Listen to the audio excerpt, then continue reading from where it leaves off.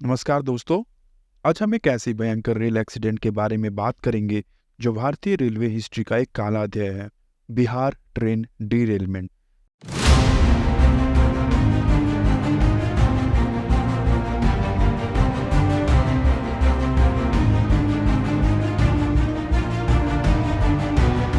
इस वीडियो में हम इस घटना के हर पहलू को समझेंगे। क्या हुआ, क्यों हुआ और इसके बाद क्या बदला। 6 जून 1981 एक आम दिन थी। एक यात्री से भरी हुई ट्रेन मानसी से सहरसा के रास्ते पर थी, लेकिन किसी को नहीं पता था कि यह सफर कुछ लोगों के लिए आखिरी साबित होगा। ये ट्रेन बागमती नदी में गिर गई। एक भयंकर डिजास्टर बना जिसे हमेशा के लिए याद रखा गया। तो चलिए इस ट्रैजिक इंसिडेंट की कहानी को जानने के लिए शुरू करते हैं।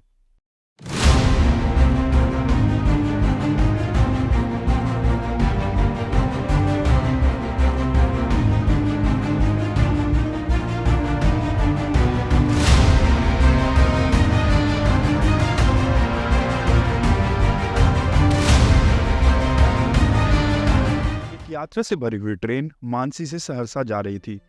ये हर दिन की तरह एक आम यात्रा थी, लेकिन किसे पता था कि ये सफर कुछ लोगों के लिए आखिरी साबित होगा। किसे पता था कि जो चेहरे को वो देखकर जा रहे हैं वो चेहरे वो शायद कभी वापस देख न पाए। किसे पता था कि ये ट्रेन की खुशनुमा सफर एक भयानक डिजास्टर में तब्दील हो जाएगी। चलिए इस कहानी की गहराइयों में जाकर उनके दर्द और अनुभव को समझते हैं। जब मैं इस ट्रैजिक एक्सीडेंट पर रिसर्च कर रहा था और स्क्रिप्ट लिख रहा था, तो मेरी आंखों में आंसू आ गए, ये सोचकर कि जिंदगी कितनी असमर्थ और अनिश्चित है। कब हमें जिन चेहरों से प्यार है उनसे बिछड़ जाना पड़ता है। इंसान किस सोच से अपना कदम उठाता है और क्या होता है जब जिंदगी की डोर एक पल में खत्म हो जाती है। उस समय की भावनाएं बयां करना मुश्किल होता है। संपूर्णानंद एक्सप्रेस 416 डाउन ट्रेन जो मानसी से सहरसा की तरफ जा रही थी, उस वक्त इतनी ज्यादा ओवर क्राउडेड थी कि लोग कंपार्टमेंट के अंदर से लेकर रूफ तक और फुटबोर्ड्स तक सफर कर रहे थे। मॉनसून का सीजन भी शुरू हो चुका था और इसके साथ ही बागमती नदी अपने नॉर्मल लेवल से काफी ऊपर चली गई थी। बारिश की वजह से नदी की पानी इतनी बढ़ गई थी कि ये ट्रेन के रास्ते के साथ चल रही थी और इसने सफर को और भी मुश्किल बना दिया था। ओवर क्राउडिंग, भारी बारिश और बागमती नदी का जल स्तर सबने सफर को मुश्किल और चिंताजनक बना दिया था। ये हालत ये भी दर्शाती है कि इंफ्रास्ट्रक्चर और मैनेजमेंट को बेहतर बनाने की जरूरत है ताकि ऐसे एक्सट्रीम सिचुएशंस का सामना बेहतर से किया जा सके। इस डिजास्टर पर कई थ्योरीज आई एक्सीडेंट के बाद, जिसमें रेलवे ऑफिशियल्स के अकॉर्डिंग जब संपूर्णानंद एक्सप्रेस ब्रिज पर थी तब अचानक एक स्टॉर्म आ गया। इस स्टॉर्म के कारण पिछले 7 बोगीज का बैलेंस खत्म हो गया और वो बागमती नदी में गिर गई। पानी की तेज लहरों ने बोगीज को अपनी लपेट में ले लिया, जिससे रेस्क्यू ऑपरेशंस को बहुत मुश्किलों का सामना करना पड़ा। रेस्क्यू टीम्स को इस ट्रैजिक एक्सीडेंट के दौरान काफी बड़े चैलेंजेस का सामना करना पड़ा। पानी के साथ बह गए लोगों की बॉडीज रिकवर करना एक बहुत ही कठिन और इमोशनल टास्क था।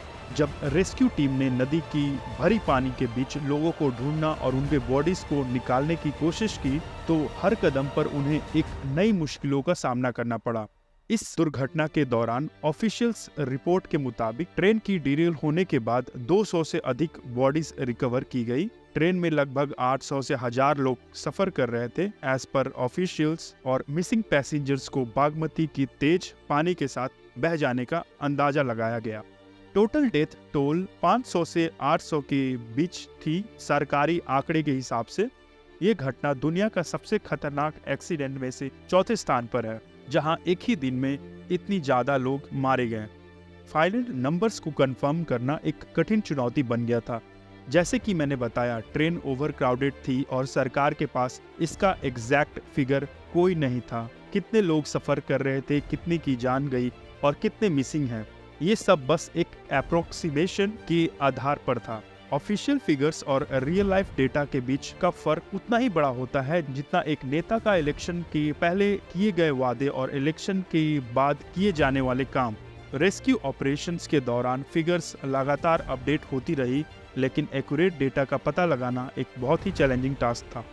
हर एक बॉडी जो रिकवर हुई थी उसके साथ एक जिंदगी की कहानी, एक परिवार का चिंता और एक खुशियों से भरी दुनिया को खो जाने का दर्द जुड़ा था। रेस्क्यू टीम्स के लिए ये सिर्फ एक मिशन नहीं बल्कि एक भरी जज्बात के साथ भरी हुई संघर्ष भी था। उन्हें लोगों के परिवार का दर्द को समझना, उनके नदी में खोए हुए परिजन को ढूंढना और ढूंढकर उन्हें सुकून और शांति से विदा करना एक कठिन और दिल को छू जाने वाला टास्क था।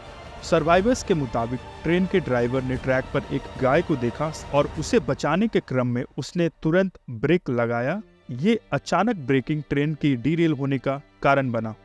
ये मोमेंट ना सिर्फ एक खतरनाक सिचुएशन का सबब बना बल्कि ड्राइवर्स और फायरमैन के लिए एक इमोशनल और मोरल डिलेमा का सामना करने वाला पल बना।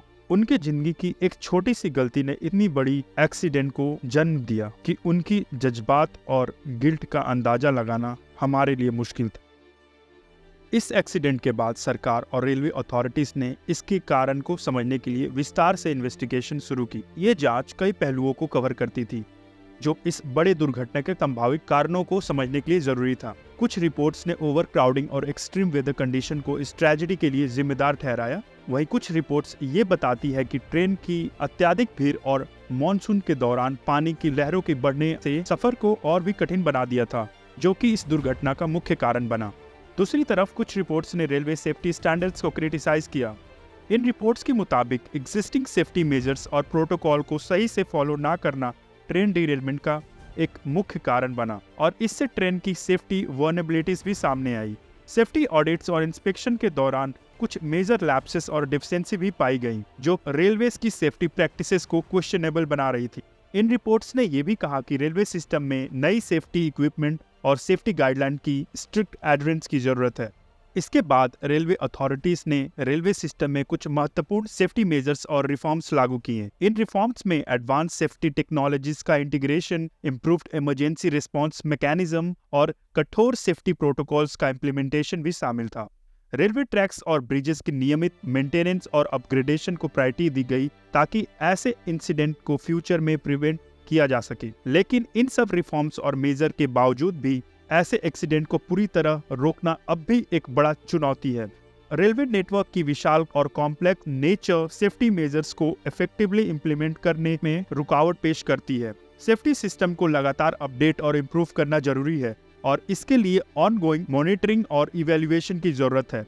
ये घटना एक कठोर याद दिलाती है कि इंफ्रास्ट्रक्चर और सेफ्टी स्टैंडर्ड को हमेशा इवॉल्व और अडेप्ट करना पड़ता है ताकि फ्यूचर में किसी भी संभावित ट्रेजेडी से बचा जा सके।